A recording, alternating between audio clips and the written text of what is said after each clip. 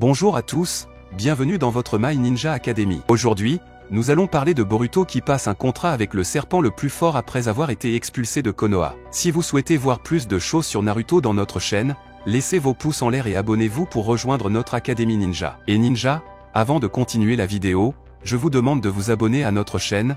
De cette façon vous rejoindrez notre village ninja et pourrez maîtriser votre technique ninja préférée et devenir un grand Chunin. Cela aiderait aussi beaucoup notre village ninja si vous laissiez vos likes, pouces en l'air sur la vidéo d'aujourd'hui, afin qu'ensemble nous puissions battre n'importe quel adversaire pendant que nous sommes sur le chemin pour devenir Hokage. Continuons avec la vidéo d'aujourd'hui. Le chapitre 79 de Boruto est sorti récemment et c'est probablement le meilleur chapitre de toute la série jusqu'à présent. Ce chapitre marque le début de la vie chaotique de Boruto Uzumaki.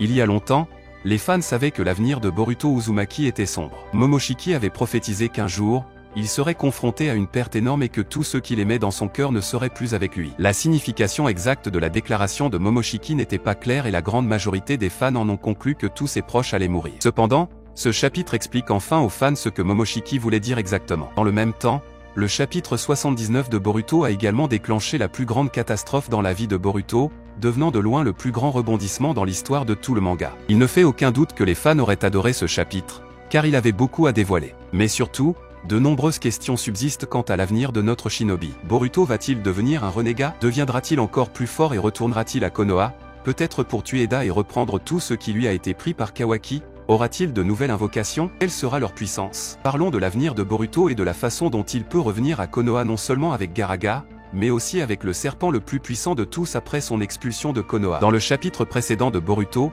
Momoshiki a donné à Kawaki une chance de courir et de devenir plus fort pour tenter de s'améliorer et d'atteindre ses objectifs, pour des raisons inconnues. Le chapitre 79 de Boruto s'inscrit dans cette continuité. La plupart des shinobi de Konoha ont suivi Kawaki pour le retrouver et l'arrêter. Cela incluait une partie des Jonin, comme Shikamaru et Konohamaru, et même la jeune génération de shinobi, comme Mitsuki et Sarada. Le but était de capturer Kawaki, mais ce dernier rendait sa présence très difficile à détecter, car il utilisait un jutsu pour cacher son chakra. Dans le même temps, Kawaki utilisait également Sukuna Ikona pour réduire son corps à une taille microscopique. Cependant, il finit par manquer de chakra et décida de se cacher lorsqu'Eda apparut. Devant Eda, Kawaki révéla ses désirs les plus profonds. Il souhaitait exterminer Boruto pour protéger le 7e Hokage, mais il n'y parviendrait pas car Boruto était le fils de Naruto et aimé de tout le village. Tout le monde se mettrait en travers de son chemin pour le protéger et même Naruto lui-même prendrait sa place. Cela le frustrait, d'autant plus qu'il ne pourrait jamais avoir ce que Boruto avait dans sa vie. Eda a déclenché la plus grande séquence dont les fans ont été témoins dans l'histoire de Boruto jusqu'à présent. Grâce à son incroyable pouvoir,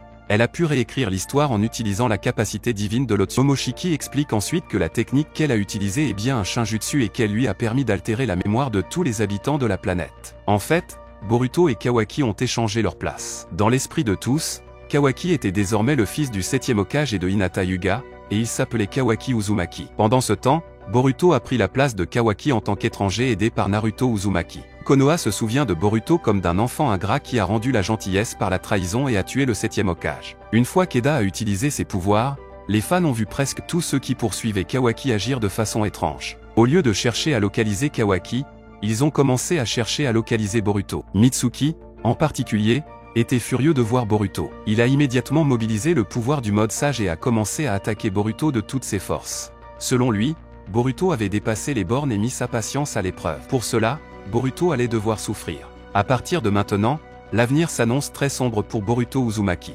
Actuellement, le monde entier est contre lui, comme l'avait prophétisé Momoshiki, il a perdu tout ce qu'il aimait au monde. Lorsque Momoshiki a parlé des yeux bleus qui lui enlevaient tout, il est clair qu'il ne parlait pas des yeux bleus de Boruto. Il parlait plutôt des yeux d'Eda, qui utilisait le shinjutsu pour modifier l'histoire du monde entier. Maintenant, Boruto est seul et la seule personne qu'il a à ses côtés est Momoshiki. Il est intéressant de noter que tout le monde ne semble pas avoir été affecté par le jutsu utilisé par Eda. Sarada Uchiha, par exemple, ne semble pas avoir été affectée par cette technique. Cela peut s'expliquer par le fait qu'elle n'était pas affectée par les charmes d'Eda au départ. En même temps, les fans doivent se rappeler que Sumire n'était pas non plus affectée par les charmes d'Eda et qu'elle ne pouvait donc pas non plus être affectée par ce jutsu. Pendant ce temps, Sasuke Uchiha a agi de façon plutôt étrange dans ce chapitre. Il est possible que Sasuke reste également inchangé, cependant, Momoshiki a spécifiquement indiqué que Sarada n'était pas affecté par ce jutsu.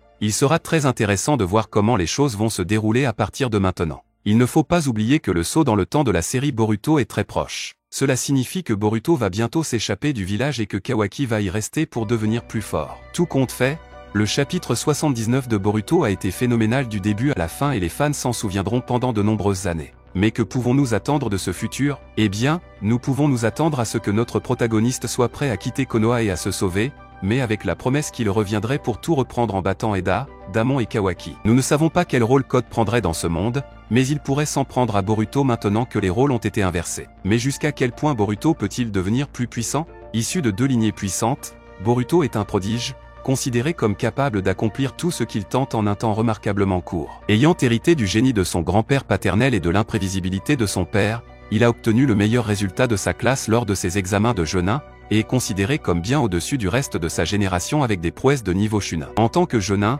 Boruto est considéré comme une élite qui excelle dans tous les domaines du combat. Sa dextérité s'est avérée cruciale pour vaincre de redoutables adversaires, dont Momoshiki, Urashiki et les membres de Kara. Son potentiel est également considéré comme une menace pour le clan. On peut donc en déduire que Boruto deviendra l'un des shinobi les plus puissants de tous, voire le plus puissant, utilisant non seulement des jutsu communs, mais aussi les pouvoirs d'un Otsutsuki pour affronter Kawaki. Et, bien sûr, nous le verrons utiliser des invocations comme Garaga. Garaga est un habitant de la grotte de Ryushi et l'ancien invocateur personnel de Boruto Uzumaki. Lorsqu'il était jeune, Garaga a passé un contrat d'invocation avec un shinobi. Lors d'un de ses combats, son invocateur a voulu battre en retraite, mais Garaga voulait continuer à se battre. L'invocateur l'a donc trahi et l'a attaqué avec le Lightning Release, qui l'a rendu aveugle de l'œil droit. Depuis, il est devenu si viol que même les autres serpents l'évitent, ce qui a conduit le sage du serpent blanc à le considérer comme une nuisance. Garaga est un serpent très dangereux, enclin à de grandes explosions de violence. Il déclare ouvertement sa haine des humains et de tous ceux qui se mettent en travers de son chemin, faisant preuve d'une nature très lunatique et irritable. Sa nature sombre et agressive provient de la trahison de son ancien invocateur. Il en a tiré la conviction que la confiance est un concept insensé, affirmant que les gens ne gagnent la confiance des autres que pour les utiliser. Il est également très fier de ses capacités et déteste que quelqu'un le prenne de haut. En observant la quête incessante de Boruto pour sauver ses amis, même lorsque cela semblait être une véritable trahison de ces derniers, et finalement réussir, Garaga a été inspiré par le garçon. Revenant à son ancien point de vue, celui de faire confiance aux autres, il décida d'aider Boruto en tant qu'allié, malgré son attitude revêche, tout en considérant Boruto comme faible et quelqu'un qui se mettait facilement en travers de son chemin. Garaga est un serpent très puissant, capable de repousser plusieurs shinobi et même un serpent géant à la fois. Grâce à sa taille et à sa force, Garaga peut s'enrouler autour de sa cible et l'immobiliser. Il crache également du venin capable de pétrifier ses victimes quelques instants après le contact, une capacité qu'Aoda associe à l'échelle inversée de Garaga. Il est capable de se camoufler dans son environnement pour passer inaperçu. Comme beaucoup de serpents, Garaga est capable de détecter les autres par sa signature thermique, même dans l'obscurité. Mais si l'on considère le niveau que Boruto atteindra à l'avenir, il ne sera pas nécessairement limité à l'invocation de Garaga. Après tout, même s'il s'agit d'un serpent vraiment puissant, le shinobi pourrait obtenir encore plus d'invocations de serpents, comme son père l'a fait avec les grenouilles. Il ne serait donc pas étrange qu'en quittant Konoha, il puisse apprendre à invoquer des serpents plus puissants pour les utiliser au combat, en utilisant le mode Senin ou même en invoquant le serpent le plus puissant de sa génération, comme l'a fait Sasuke Uchiha. Il est certain que dans un futur proche, Boruto reviendra à Konoha avec ses puissantes invocations, des alliés et une détermination inébranlable et ramènera tout ce qui lui appartenait. Son expulsion de Konoha ne se fera pas au rabais pour toutes les personnes impliquées. Mais qu'en est-il de vous?